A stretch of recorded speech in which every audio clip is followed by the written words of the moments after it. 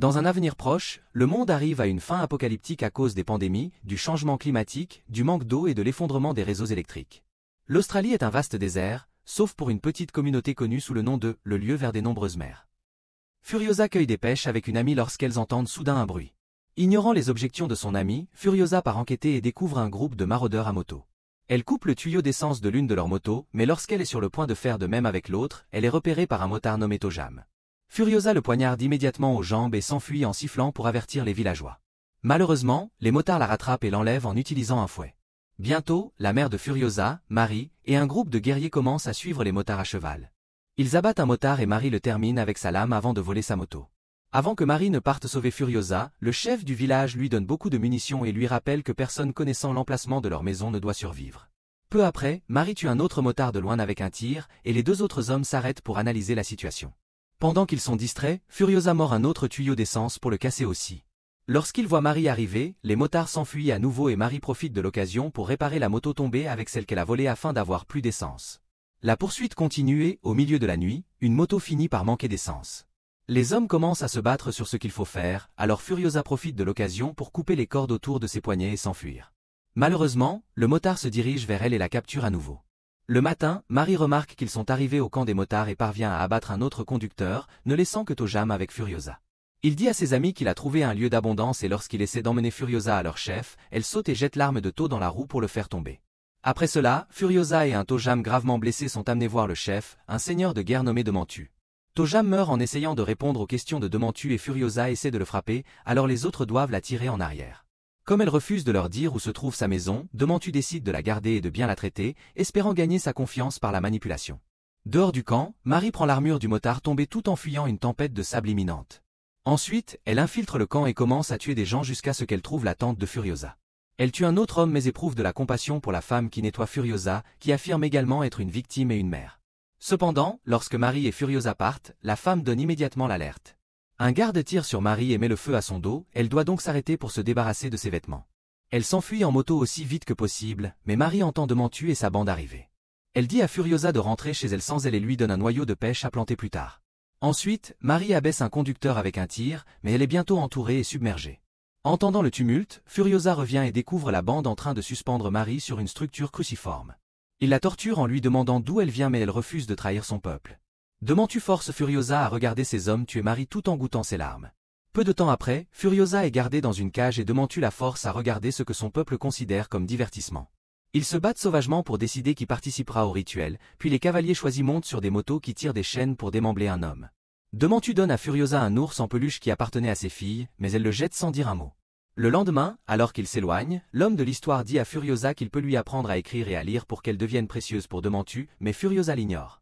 Il semble qu'elle a décidé de rester silencieuse de manière permanente. Une nuit, Furiosa trouve de l'encre parmi les sacs dans la cage et se fait un tatouage d'une carte stellaire sur le bras pour ne jamais oublier le chemin du retour. Quelques jours plus tard, la bande de Demantu explore le désert quand ils voient une explosion de fumée rouge. Ils se rendent sur les lieux et trouvent un Warboy, un type de soldat qui combat pour Immortan Joe de la citadelle.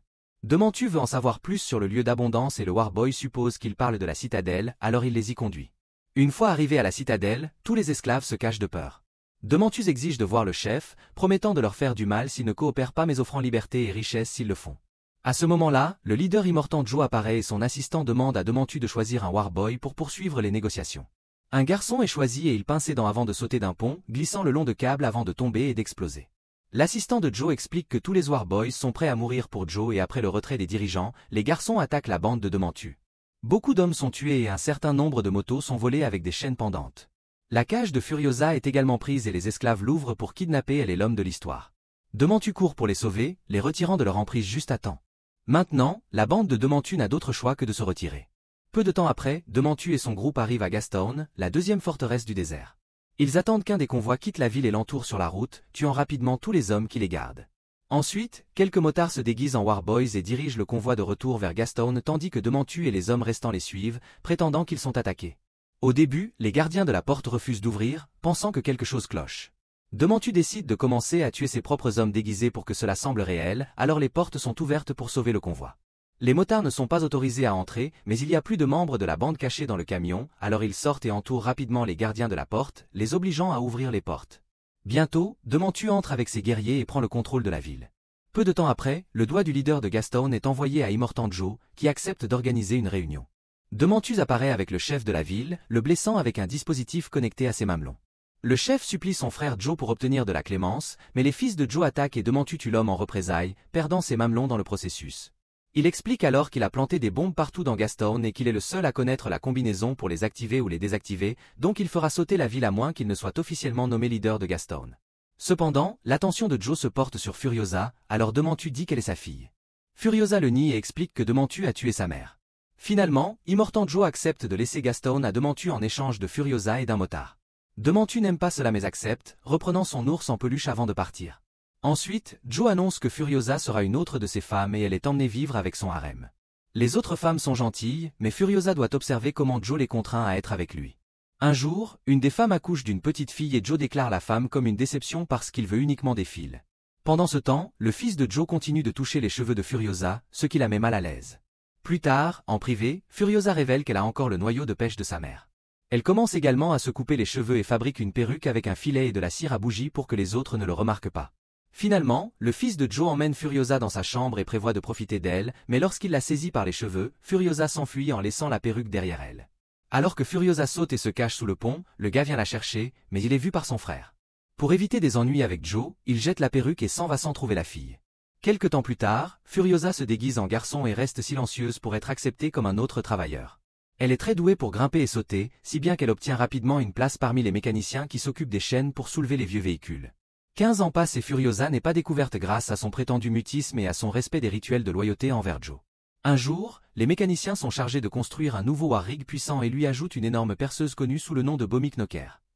Ce rig sera conduit par Prétorian Jacques, qui a eu le plus de succès sur la route jusqu'à présent.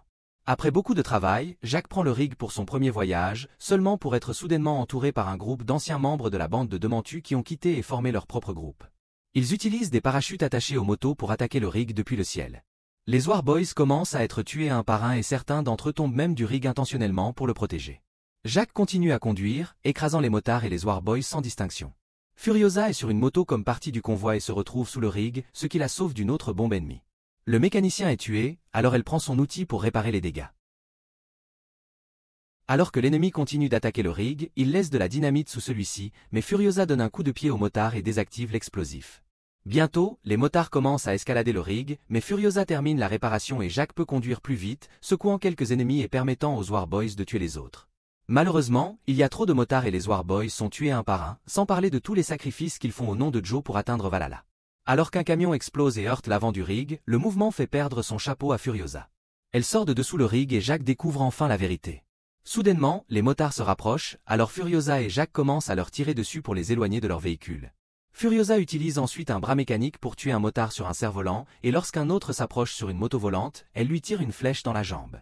Ensuite, elle dit au dernier Warboy d'activer la perceuse et se cache derrière la trappe alors que le dernier ennemi volant est tué lorsque la perceuse l'aspire.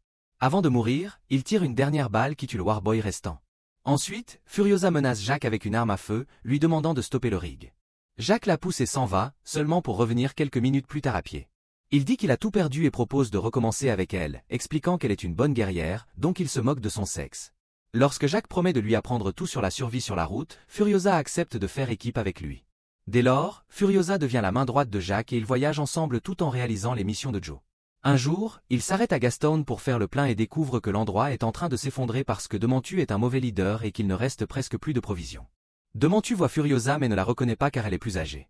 Il veut une réunion entre seigneurs de guerre et Jacques accepte de transmettre le message à Joe, mais avant qu'il ne puisse partir, les civils commencent à émeuter. Le groupe de Jacques s'enfuit immédiatement avec Furiosa au volant tandis que Jacques tire sur quiconque s'approche trop près. Ils parviennent à traverser la porte avant que les choses ne dégénèrent, mais l'épaule de Furiosa a été poignardée. Jacques s'en occupe immédiatement avec douceur. Lorsqu'ils retournent à la citadelle, ils transmettent le message de Dementus. L'assistant de Joe et ses fils se disputent sur ce qu'il faut faire et Joe ordonne à Jacques de ramener toutes les armes qu'ils peuvent trouver de Bullet Farm. Plus tard, en privé, Jacques recoue la plaie de Furiosa et lui demande à propos de son tatouage tout en expliquant comment ses parents sont morts. Il veut l'aider à trouver le lieu d'abondance et Furiosa lui montre le noyau, lui demandant de venir avec elle.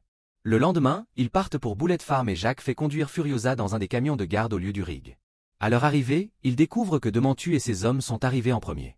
Jacques fait un signe avant que l'ennemi n'attaque et Furiosa conduit immédiatement en arrière à travers la porte, mais l'autre camion est écrasé et le rig est coincé à l'intérieur. Jacques commence à tirer sur les gens tandis que Furiosa tue le gardien de la porte et aide son ami en tirant à travers la porte. Après avoir vu Furiosa, Jacques remonte sur le rig et heurte la porte, alors Furiosa court vers le camion pour l'attendre. Au lieu de la rejoindre, Jacques tire une grenade fumigène pour appeler des renforts et conduit en avant pour continuer à écraser les ennemis tout en activant la perceuse. Déçue, Furiosa essaie de s'échapper, mais elle se sent mal et revient, se faufilant dans la ferme comme tireur d'élite. Dementus évite ses tirs et Furiosa tue un certain nombre d'autres personnes, mais sa dernière balle parvient à effleurer la peau de Dementus. Ensuite, Jacques commence à frapper toutes les structures avec le rig et Dementus se retrouve suspendu au bord d'un pont. Une tour tombe sur le rig et il se coince dans un trou, alors Jacques commence à grimper hors de celui-ci avant qu'il ne tombe. Furiosa monte sur une moto et le sauve juste à temps avec un crochet. Le duo s'échappe immédiatement et prévoit de suivre la carte de Furiosa. Pendant ce temps, Dementus est sauvé par une pelle mécanique et ordonne à ses hommes de poursuivre Jacques et Furiosa, abattant la porte avec un monster truck pour sortir.